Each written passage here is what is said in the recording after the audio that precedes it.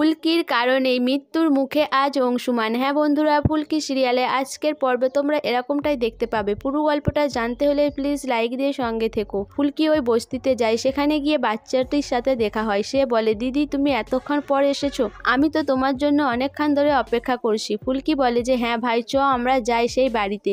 সেই সময় ভম্বলদা চলে আসে। ভম্বলদা বলে, ফুলকি তুমি আমাকে এখানে ডেকেছো কেন? ফুলকি বলে, তুমি তো সব শুনেছো স্যারের ব্যাপারে, আর আজকে আমরা এখানে বাসন্তীর বাবাকে উদ্ধার করতে এসেছি, তুমি আমাদের সাথে থাকবে তো? তখন ভম্বলদা বলে যে হ্যাঁ। তারপরেই অংশুমান এসে হাজির হয়। অংশুমান বলে যে দাঁড়াও ফুলকি। ফুলকি বলে, দাদা ভাই তুমি চলে এসেছো? এরপর অংশুমান বলে যে আমরা কে কোথায় থাকবো আগে আমি ঠিক করে দিই। এরপর সব পুলিশকে কোথায় কে থাকবে অংশুমান সব ঠিক করে দেয়। অংশুমান ফুলকির সাথে যায় বাসন্তীর বাবার ওই ডেরাতে। ফুলকি সে বাচ্চাটিকে নিয়ে ওই ডেরাতে ঢুকে। তারপর ফুলকি বাচ্চাটিকে বাড়ি পাঠিয়ে দেয়। দিয়ে ফুলকি ওই ঘরের মধ্যে ঢুকে। সেখানে গিয়ে একটা বয়স্ক লোককে দেখতে পায়। ফুলকি জিজ্ঞাসা করে, তুমি সেই বাসন্তীর বাবা তো জেঠু? তখন লোকটি বলে যে আমি যে বাসন্তীর বাবা, তুমি কি করে জানলে? ফুলকি বলে, বাসন্তী আমার বন্ধু, আর আমি বনপাহাড়িতে গিয়েছিলাম, সেখানে গিয়ে সব জানতে পেরেছি। ফুলকি বলে, জেঠু তুমি আমার সাথে এখান থেকে পালিয়ে চলো। লোকটি যেতে চায় না। লোকটি বলে যে না, আমি যাব না, আমি যদি যাই আমার মেয়ের বড় ক্ষতি হয়ে যাবে। তখন ফুলকি বলে যে না, কিছু হবে না জেঠু, তুমি আমার সাথে চলো, আমি বলছি তোমার ছেলে মেয়ে কারো কিছু হবে না। এই বলে ফুলকি বাসন্তীর বাবাকে নিয়ে ওখান থেকে বেরিয়ে আসে। তারপরেই অংশুমানের সাথে দেখা হয়। অংশুমানকে দেখে ফুলকি বলে, দাদা ভাই এটাই বাসন্তীর বাবা। ফুলকি বলে, জেঠু তুমি সব কথা খুলে বলো। এদিকে রুদ্র তার লোকজনের দিকে বকতে শুরু করে, বলে তোমার দিকে আমি টাকা দিয়ে কি করতে রেখেছি? ফুলকি যে বনপাহাড়ি চলে গিয়েছিল সেই খবরটাও রাখোনি, আর আমাকে কোনো খবর দাওনি। ঈশিতা যদি না বলতো তাহলে জানতেও পারতাম না। আজকে ঈশিতা দেখেছে যে ফুলকি আবার ছদ্মবেশে কোথায় নাকি যাচ্ছে, তাহলে তোমার দিকে আমি কি করতে রেখেছি? যাও ওখানে বাসন্তীর বাবাকে কোথায় রেখেছো ওই ডেরা থেকে সরিয়ে দাও। হয়তো ফুলকি খবর পেয়েছে তাই সেখানে যাচ্ছে, আর যদি ওখানে কেউ সামনে এসে বাধা দেয় তাহলে তাকে গুলি করে উড়িয়ে দেবে।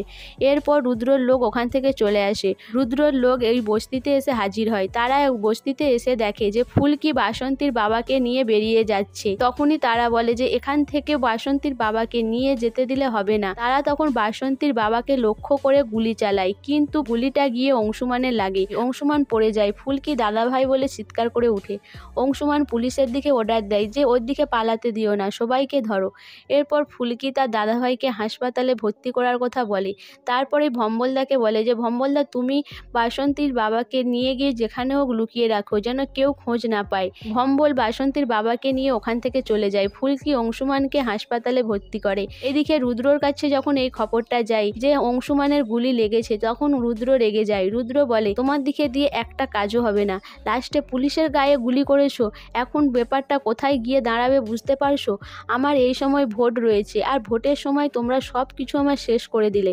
আমাদের অফিসার সে কোথায়? তখন লোকটি জানায় সে তার বাড়ি চলে গেছে। তখন এটা শুনে রুদ্র আরও রেগে যায় যে বাড়িতে সে কি করতে গেছে, ফুর্তি করতে?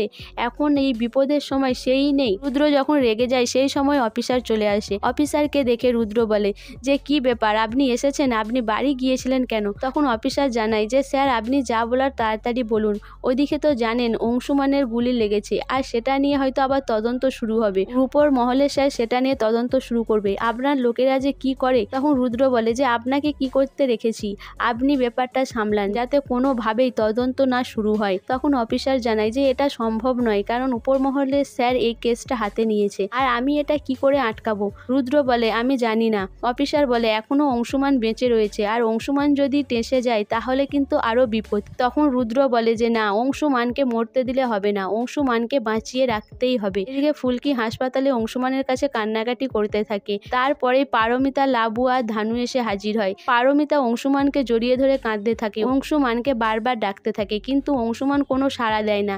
এদিকে রিকিয়া লুকিয়ে লুকিয়ে সবটা দেখে। রিকিয়া বলে যে পারমিতাদি কেন অংশুমানকে ধরে কান্নাকাটি করছে, এটা তো ভালো লাগছে না আমার। ডাক্তার পরিষ্কার জানিয়ে দেয় যে অংশুমানের গুলি লাগার কারণে অনেক রক্তপাত হয়েছে, আর রক্ত পড়া বন্ধই হচ্ছে না। এরকম যদি চলতে থাকে তাহলে অংশুমানকে আর বাঁচানো যাবে না। এটা শুনে পারমিতা আরো কান্নাকাটি করতে থাকে। ফুলকি বলে যে দিদিভাইকে সামলাও, দিদিভাই এইভাবে কাঁদলে দিদিভাইয়ের শরীর খারাপ হয়ে যাবে। এরপর পারমিতাকে নিয়ে বাইরে চলে আসে।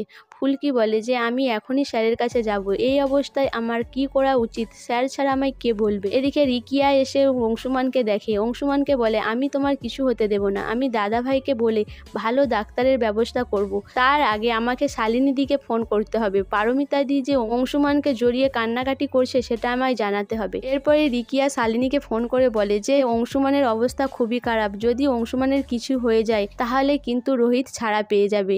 এটা শুনে শালিনী চমকে ওঠে। সো বন্ধুরা, অংশুমান কি সুস্থ হয়ে বাড়ি ফিরতে পারবে, না অংশুমান সত্যিই মারা যাবে? তোমাদের কি মনে হয় অবশ্যই আমাকে কমেন্ট করে জানাবে। আর আমার ভিডিওটা ভালো লাগলে প্লিজ সাবস্ক্রাইব করে দিও আর লাইক কমেন্ট শেয়ার করো।